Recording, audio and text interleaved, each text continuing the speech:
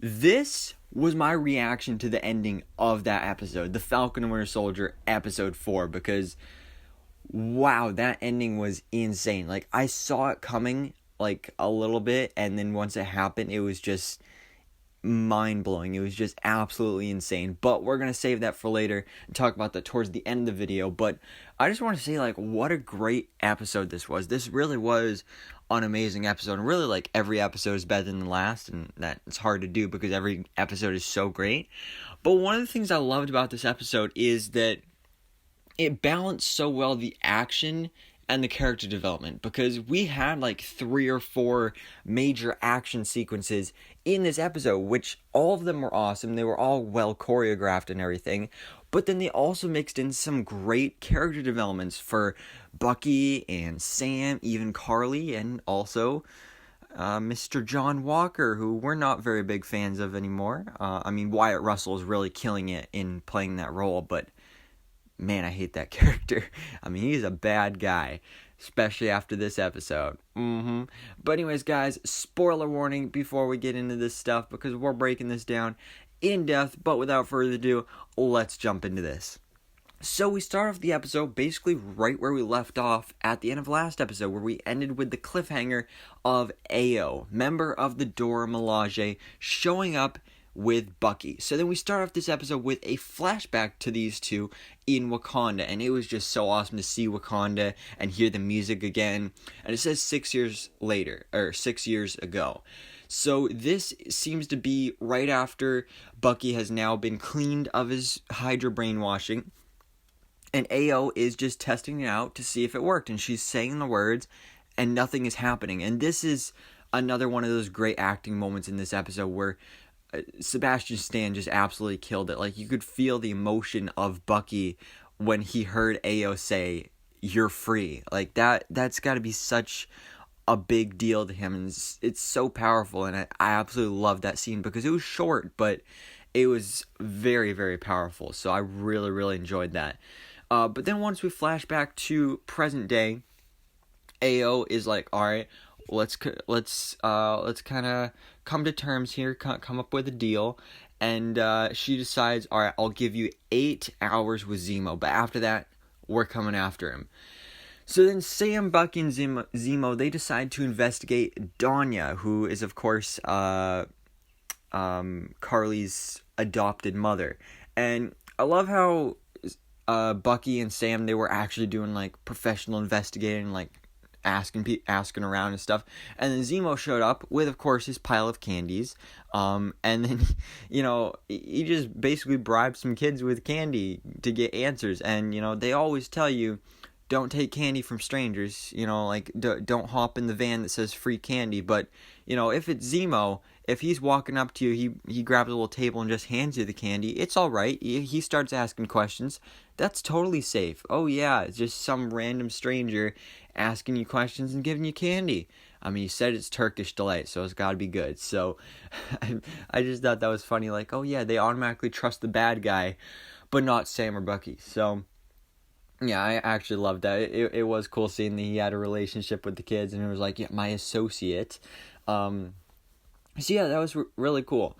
But then we got to see a little bit more of Carly, and we see that she does have those other super soldier serums. I believe, and they said there was 12 or 18. I don't remember exactly how many there were, but we know that she had 8 super soldiers, and there were some other super soldier serums out there. So she has the rest of those.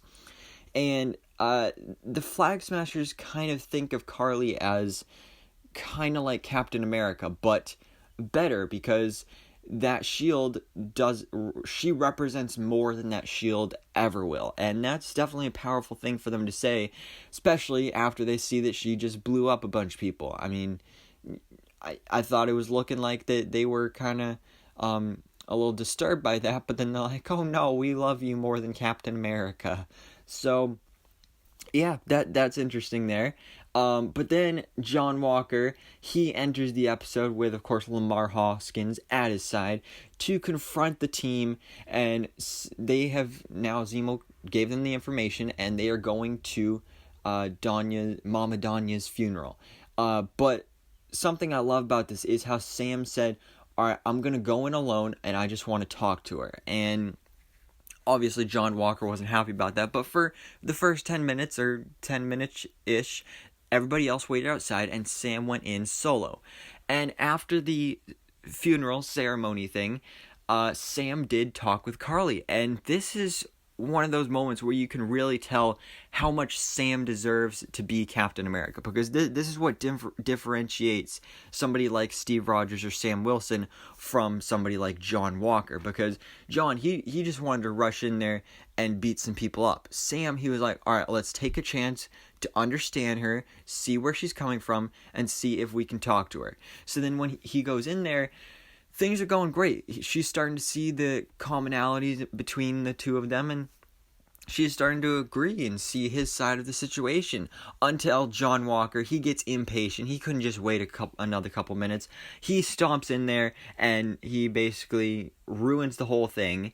So then we get a really cool battle here, which was really awesome, and I enjoyed seeing this, because Zemo, he somehow escaped from the handcuffs, and he shot Carly, but don't worry, she's alright for now.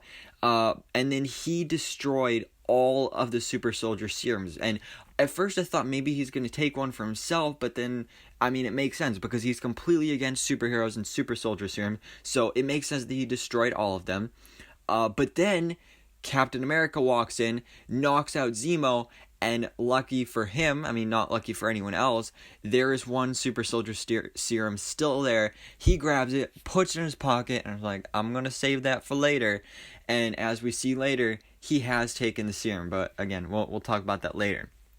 So now the whole squad is in shambles after this, because then the power broker messages Carly and wants the serum back, but now she doesn't have the serum because they've been all destroyed.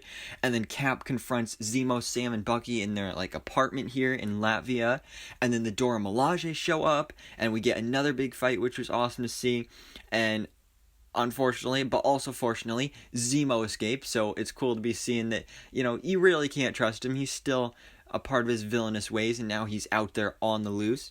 But I love how Walker just got his butt kicked. This was an awesome scene. And then at the end, he was like, they're not even super soldiers. Yeah, they're the Dora Milaje, and they're way cooler than you are, John Walker. So I take that. So I absolutely love that scene. That was just really awesome to see. But then this is where things start to go wrong, because Carly comes up with this new plan. So she calls Sam's sister, Sarah, and tells her that she wants to meet up with Sam alone. She wants to talk to him. So then she relays the information to Sam, because Carly also threatened Sarah and everything. So then Sam brings Bucky, because Bucky just wants to come along, and Carly wants them to join her. And obviously they're like, no way, Jose, we're not gonna kill people. But meanwhile, we see that Walker is on the move, and he goes off to fight some of the other Flag Smashers. So then that is when Sam and Bucky head over there, as well as Carly. And this is where we see for the first time that Walker has taken the super soldier serum, because you see when he throws the shield into the wall, it sticks in the wall. And you see a bunch of stuff here, him breaking through glass and jumping through the wall and stuff. He has that super strength, and he has the super soldier serum in his blood. And that's definitely not a good thing. And you see the consequences of that here after we see that Lamar has now been captured. But luckily he escapes just in time for Carly to punch him in the stomach. Because she has a super soldier serum. It's like super strong punch. And then he flies over into a pillar and he dies. And it was really sad because, Lamar was a great character. I really enjoyed his character. He didn't do much, but I thought he was a cool guy. And now he's just dead.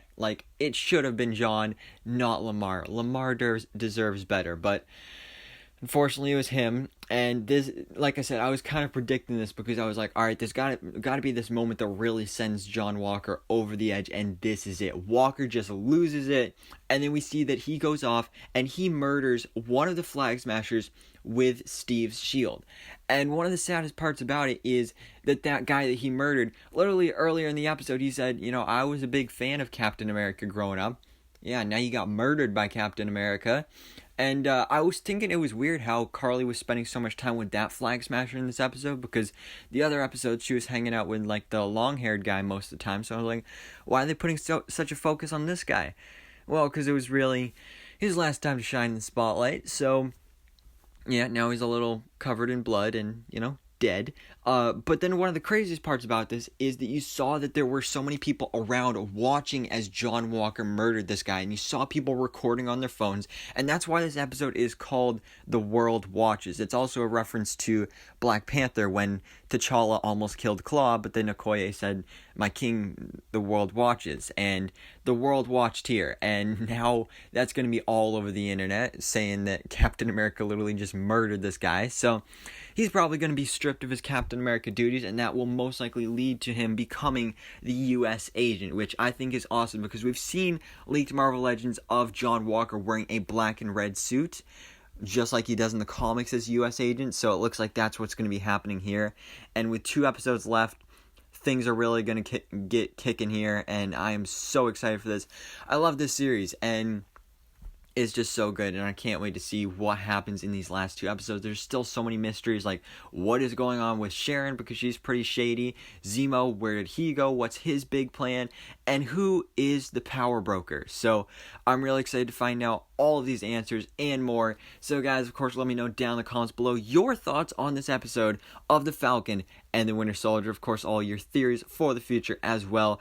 But anyways, guys, thanks so much for watching. Please drop a like if you enjoyed this video, and hit the subscribe button so I can keep up to date on everything that goes on in the Marvel life.